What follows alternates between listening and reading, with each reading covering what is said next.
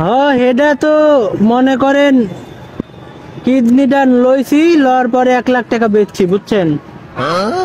বেচার পরে হয় এখনো জ্ঞান আসে না এটার। আইলে বাসায় পাঠাই দিব। হ্যাঁ হ্যাঁ জ্ঞান আসে নাই, এখনো জ্ঞান আসে নাই।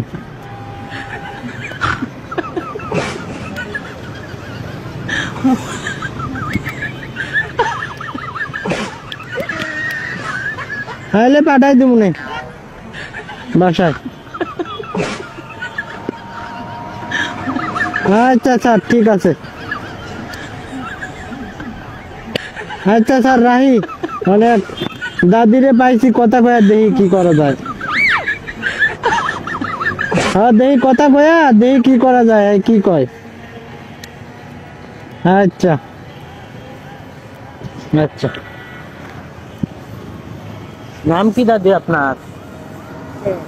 হ্যাঁ আপনার লগে একটা গোপন কথা আছে,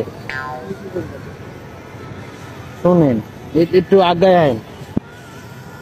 কথা হইতাছে আমি মেডিকেলে ব্যবসা করি বুঝছেন।